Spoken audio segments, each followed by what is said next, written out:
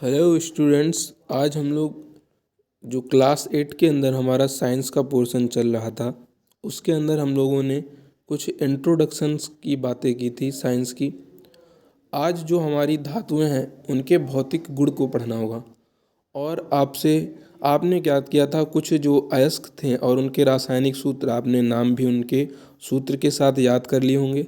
तो धातुओं के आज हम लोगों को गुण पढ़ने हैं। तो चलिए एक एक करके हर एक गुण को हम लोग पढ़ते हैं। तो जो सबसे पहला गुण है वो है हमारा कठोरता। कठोरता का मतलब ये है कि जैसे आपने देखा होगा कि जो लोहा है, सोना है, चांदी है, ये क्या होती हैं, कठोर होती हैं। कहने का मतलब जो धातुएं होती हैं वो ज़्यादातर, अधिकांश का मतलब है ज़्यादातर क्या होती हैं, कठोर होती हैं। उनको आसानी से काटा नहीं जा सकता। लेकिन कुछ धातुएं ऐसी हैं जैसे सोडियम हुआ, पोटेशियम हुआ, इनको क्या हो सकता है, हम लोग आसानी से काट सकते हैं। जैसे आपने अगर घर में अपने पनीर को जो है चाकू से जब काटा होगा तो बहुत ही आसानी से कट जाता है। इसी तरह कुछ ऐसी धातुएं हैं जैसे सोडियम है, पोटेशियम है, इनको हम लोग आसानी से अपनी चाकू से पनीर की तरह क्या कर सकते हैं, काट सकते हैं। लेकिन जो अधिकतर धातुएं होती हैं जैसे लोहा, सोना, चांदी, लेड और जितनी भी सारी धातुएं हैं, टीन हुआ, ये सब क्या होती हैं, कठोर अवस्था में पाई जाती हैं। टीन हुआ। अब देखते हैं अवस्था, मतलब जो हमारी धातु हैं ये तरल अवस्था में पाई जाती हैं कि ठोस अवस्था में पाई जाती हैं कि गैसीय अवस्था में पाई जाती हैं, मतलब ये किन अवस्था में रह सकती हैं। तो दूसरी हेडिंग है हमारी अवस्था। लिखा है कि जो धातुएं हैं ये क्या होते हैं, कमरे के ताप पर धातुएं क्या होती हैं, प्रायः ठोस होती हैं। यानी जो हमारा कमरे का टेम्परेचर होता है, लगभग जो हमारा 30 से 35 टेम्परेचर है, या कह सकते हैं 25 से 35 के बीच जो धातुएं होती हैं ये क्या होती है, ठोस अवस्था में पाई जाती हैं। लेकिन यदि आप क्या करेंगे, और इनके क्या होते हैं, गलनांक और क्वथनांक क्या होते हैं, उच्च होते हैं। जैसे आपने देखा भी होगा लोहार के यहाँ जब लोहा को बहुत अधिक समय तक जब वो गर्म करता है तभी वो कुछ समय के बाद, बहुत अधिक समय के बाद जो है गलता है जाके। कहने का मतलब इनका जो गलनांक है, गलने का जो समय है वो बहुत ज़्यादा है। और क्वथनांक का मतलब है कि उबलने का समय भी बहुत ज़्यादा है। देखा होगा सोना को जब आपने मोबाइल्स वगैरह में देखा होगा कि सोना को जब पिघलाया जाता है तो बहुत अधिक समय तक गर्म करते हैं, तब जाकर वो कहीं उबलने लगता है, वो पिघल कर द्रव अवस्था में आ जाता है। तो गलनांक और क्वथनांक धातुओं के क्या होते हैं, उच्च। लेकिन दो ऐसे तत्व हैं हमारे, जैसे एक मरकरी हुआ और गैलियम। मरकरी और गैलियम ये क्या होते हैं, हमेशा जो है कमरे के ताप पर भी जो है द्रव अवस्था में। जैसे आपने देखा होगा, अगर आप डॉक्टर के यहाँ गए होंगे कभी भी, तो वहाँ पर डॉक्टर क्या करता है, थर्मामीटर से आपके बुखार मापता है। तो उस थर्मामीटर के अंदर एक मरकरी नाम का धातु पड़ा होता है, चमकता रहता है चांदी की तरह। इसी तरह ब्लड प्रेशर वाली मशीन आती है जिससे डॉक्टर क्या करता रहता है, हवा भरता रहता है। तो उसमें एक धातु ऊपर नीचे चढ़ती रहती है, वो भी मरकरी की बनी होती है। तो एक धातु हुई मरकरी और एक हुआ गैलियम। तो मरकरी और गैलियम यह दोनों क्या होती हैं, कमरे के ताप पर भी क्या होती हैं, द्रव अवस्था में। देखा भी होगा द्रव अवस्था में नहीं होंगी तो भाई ऊपर नीचे कैसे जाएंगी, इसीलिए जो है वो द्रव अवस्था में पाई जाती हैं। अब अगला लिखा है कि जब धातुओं को नया नया काटा जाता है, यानी जो हमारी चमक है, धातुओं के अंदर चमक पाई जाती कि नहीं। जैसे देखा होगा कि द्रव है, द्रव चमकते हैं कि नहीं, गैस चमकती है कि नहीं, धातुएं चमकती हैं कि नहीं। जब धातु चमकती है, जब हम लोग उसको नया नया काटते हैं, देखा होगा बर्तन जब नए नए आते हैं तो एकदम चमचमाते रहते हैं, चमकते रहते हैं। कहने का मतलब जब धातुओं को नया नया काटा जाता है, नया नया तराशा जाता है, या ज्वेलरी की दुकान से नया नया ज्वेलरी बना करके देता है जब वो हमारा सोनार, तो होता क्या है कि वो धातुएं बहुत अधिक चमकती रहती हैं। फिर क्या होता है, तो कटे हुए पृष्ठ पर इनमें बहुत ज़्यादा चमक क्या होती है, दिखाई देती है। धातुओं की इस चमक को ही क्या कहते हैं भाई, धात्विक चमक कहते हैं। अतः धातुओं को अच्छी तरह से पॉलिश किया जा सकता है। जब प्रकाश पॉलिश किए हुए धातु को पृष्ठ पर से टकराता है तो संयोजकता इलेक्ट्रॉन खोने से यह पूरा परावर्तित हो जाता है। इसी कारण परावर्तित प्रकाश का रंग क्या होता है, नहीं बदलता है। कहने का मतलब ये है कि धातुओं के ऊपर जब कभी भी प्रकाश पड़ता है, सूर्य की किरणें पड़ती हैं, तो सूर्य की किरणें पड़ने के बाद भी वही रंग की जाती हैं। यानी पीले रंग की अगर हमारी प्रकाश की किरण आई है तो टकराने के बाद, परावर्तन के बाद भी कौन से रंग की जाती है? पीले रंग की जाती है। अगला हेडिंग है तन्यता। तन्यता का मतलब है कि एकदम फ्लेक्सिबल हो, तन्य हो। एकदम फ्लेक्सिबल का मतलब है कि उसको हम लोग खींच करके तार बना आसानी से बना सकें। जैसे देखा होगा च्युइंगम को जब हम लोग खाते हैं तो च्युइंगम को अपने दांत में से दबा करके एक उसकी हम लोग धागा की तरह आगे अपनी उंगली से खींचते हैं तो धागा बन जाता है। इसी गुण को कहते हैं तन्यता। तो वह प्रक्रिया जिसके द्वारा किसी पदार्थ को खींचकर तार में ढाल दिया जाए उसे ही क्या कहते हैं? हम लोग तन्यता कहते हैं, तन्यता कहलाती है। और धातुएं प्रायः क्या होती हैं? तन्यता वाली होती हैं। अब कुछ एग्जाम्पल याद कर लें, जैसे जिंक हुआ, आर्सेनिक हुआ, एंटीमनी हुआ, ये सब कैसी होती हैं? तन्य होती हैं, यानी तार बनाए जा सकते हैं। आघात वर्धनीयता क्या है? मतलब जब इनको पीटा जाए तो क्या हो, वो आसानी से पीट पीट कर क्या बना ले? चादर के समान बना ले, एकदम प्लेन बना ले। आघात वर्धनीयता यानी वह गुण जिसके द्वारा धातुओं को हम लोग पीट पीट कर चादरों में ढाल सकते हैं वही कहलाता है आघात वर्धनीयता कहलाता है। जैसे लिखा हुआ है जिंक है, आर्सेनिक है, एंटीमनी है, ये जो है आघात जो वर्धनीयता है इसका गुण नहीं रखते हैं। कौन कौन सी?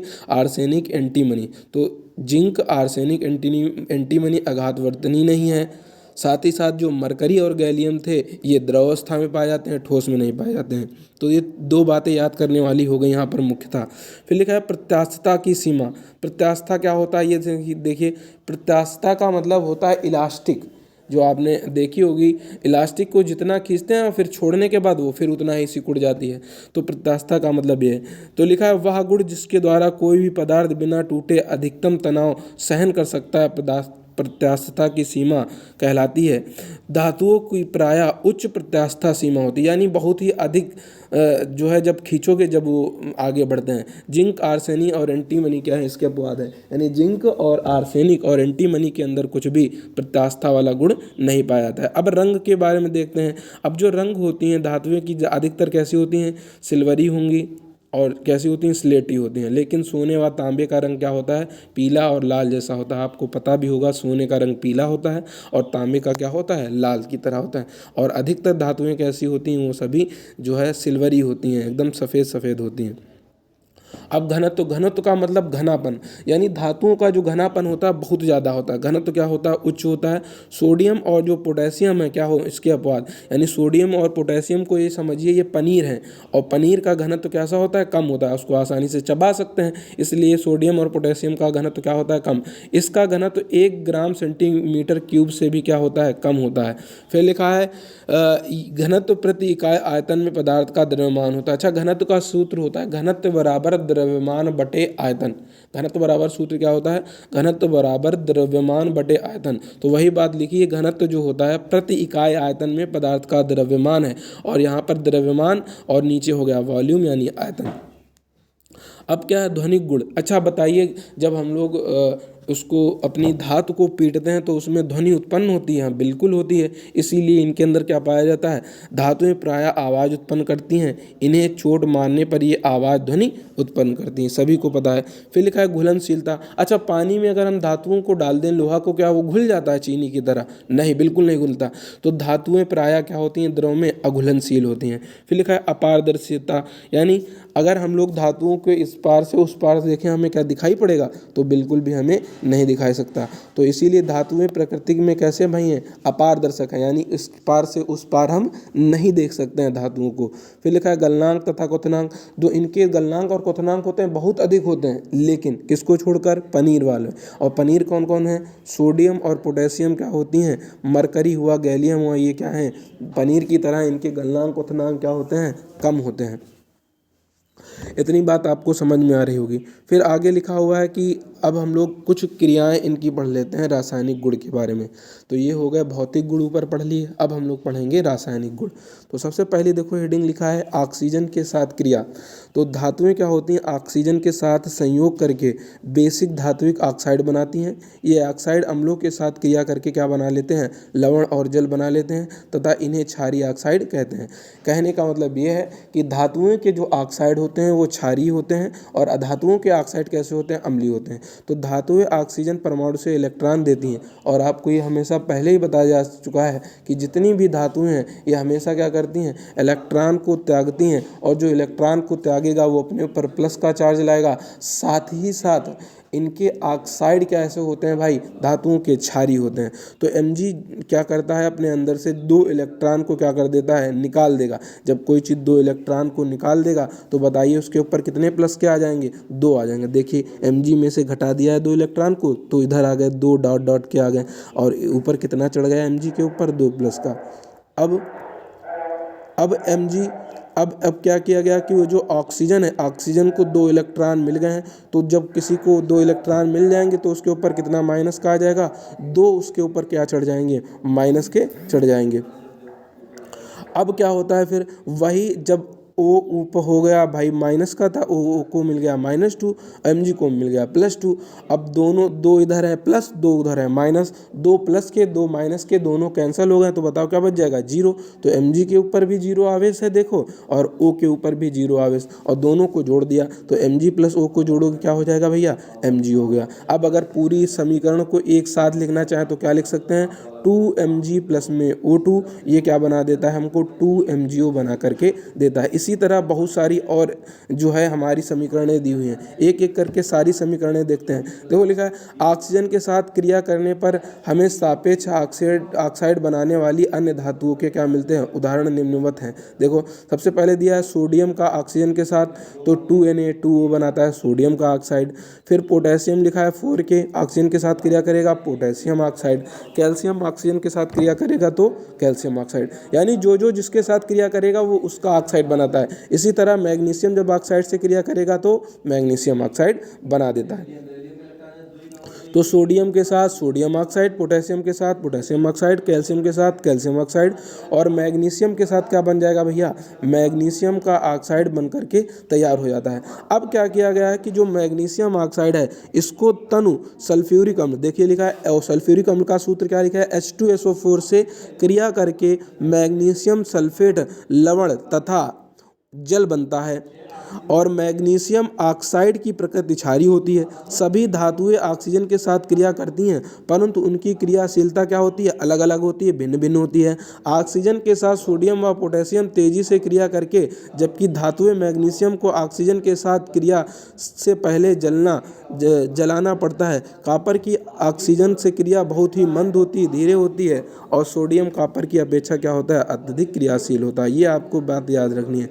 अगर हम लोग जल के साथ क्रिया कराएं तो देखिए क्या होता है, धातुएं जब जल के साथ क्रिया करती हैं तो वे हाइड्रोक्साइड बनाती हैं और हाइड्रोजन गैस क्या कर देती हैं, मुक्त कर देती हैं। तो लिखा है जब सोडियम व पोटेशियम के टुकड़े को पानी में फेंका जाता है तो क्या करता है, जल के पृष्ठ पर तैरता रहता है तथा पिघलकर सिल्वर रंग की बाल बना देता है। यह सिल्वरी बाल क्या होती है, जल की सतह पर फुफकारती हुई आवाज़ के साथ तेजी से जाती है तथा हाइड्रोजन गैस के बुलबुले बनाती है। सिल्वरी बॉल धीरे धीरे छोटी होती जाती है और आग पकड़ लेती है। सोडियम की दशा में ये क्या होती है, सुनहरी पीली के साथ, पोटेशियम की स्थिति में या लिलेक ज्वाला के साथ जलती है। तो ये बात आपको याद रखना है, सोडियम जल के साथ क्रिया करेगा तो सोडियम हाइड्रोक्साइड, पोटेशियम जल के साथ क्रिया करेगा तो पोटेशियम हाइड्रोक्साइड। और रंग याद रखना है किसका, देखिए भाई, देखो लिखा है सोडियम व पोटेशियम के टुकड़े को पानी में फेंका गया तो देखो क्या होता है, लिखा है पिघलकर सिल्वर रंग की बॉल बनाता है। फिर अब आगे बढ़ते हैं, देखो लिखा है जल के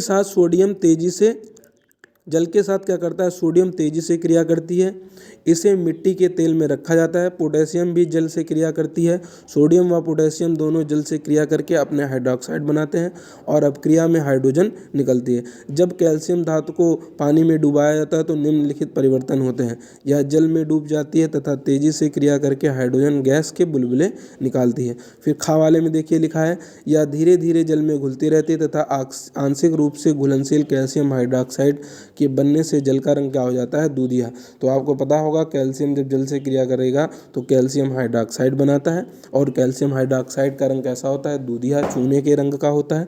हाइड्रोजन गैस निकल जाती है। तो ये बात हमारी पूरी हो गई। अब इतना आपको पढ़ लेना है, फिर हम लोग मिलेंगे इसी के साथ अगले वीडियो के अंदर। चलिए आज के लिए हम लोग इतना ही रखते हैं।